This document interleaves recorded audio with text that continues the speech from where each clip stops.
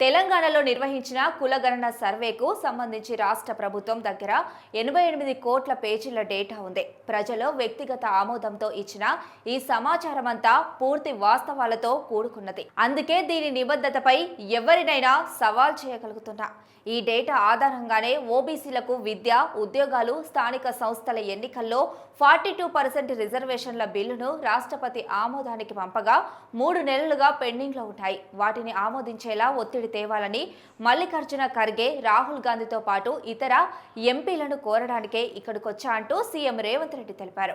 ఈ బిల్లులకు ఆమోదం లభించాక ఎస్సీ, ఎస్టీల రిజర్వేషన్లు కూడా పెరుగుతాయని ప్రకటించారు. గురువారం సాయంత్రం ఢిల్లీలో జరిగిన ఏఐసీసీ సదస్సులో కులగణనపై ప్రెజెంటేషన్ అనంతరం రేవంత్ రెడ్డి ప్రసంగించారు. సోనియా గాంధీ ఇచ్చిన తెలంగాణలో రాహుల్ గాంధీ చేసిన వాగ్దానాన్ని నెరవేర్చడానికి ముందడుగేశా. కులగణనతో తమకేమవుతోందోనన్న అనుమానంతో అగ్రవర్ణాల్లో ఉండేది. అందుకే వారిని పదే పదే పిలిచి మాట్లాడా.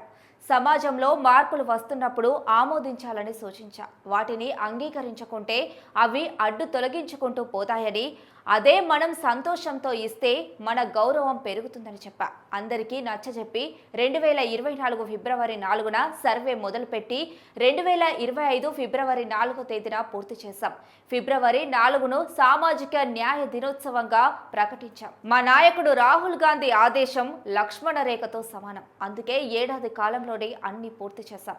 మిగతా రాష్ట్రాల్లోనూ అధికారం ఇస్తే ఇదే చేసి చూపిస్తామని ప్రజలకు పార్టీ ఎంపీలంతా నమ్మకం కలిగించాలి. మేం కులగణన కింద ఎంపిక చేసిన 56 ప్రశ్నల ద్వారా సమాజానికి మెగా హెల్త్ చెకప్ నిర్వహించాం. ఆస్తులు లేకున్నా చదువుంటే ఉన్నత స్థానానికి చేరుకోవచ్చని దీని ద్వారా తెలిసిందే. ముఖ్యంగా ఇంగ్లీష్ మీడియం చదువుల ద్వారా ఎదిగారు. చదువు లేక భూస్వాములు కూడా వెనుకబడి ఉన్నారు.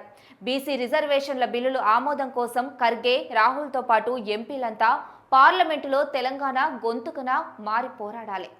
బిల్లులను ఆమోదిస్తే తెలంగాణలో ఓబీసీలతో పాటు ఎస్సీల రిజర్వేషన్లు 17.5%, ఎస్టీల రిజర్వేషన్లు 10% పెరుగుతాయి.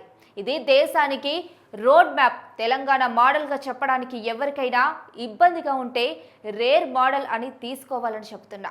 ఈ రేర్ అనే పదానికి అర్థమేంటో తర్వాత చెబుతా అని రేవంత్ అన్నారు. తెలంగాణలో కులగణనను విజయవంతంగా నిర్వహించినందుకు అభినందిస్తూ సోనియా గాంధీ తనకు లేఖ రాయడాన్ని జీవితకాల సాఫల్యంగా ఆస్కార్ అవార్డు, నోబెల్ బహుమతితో సమానంగా భావిస్తున్నట్లు రేవంత్ తెలిపారు.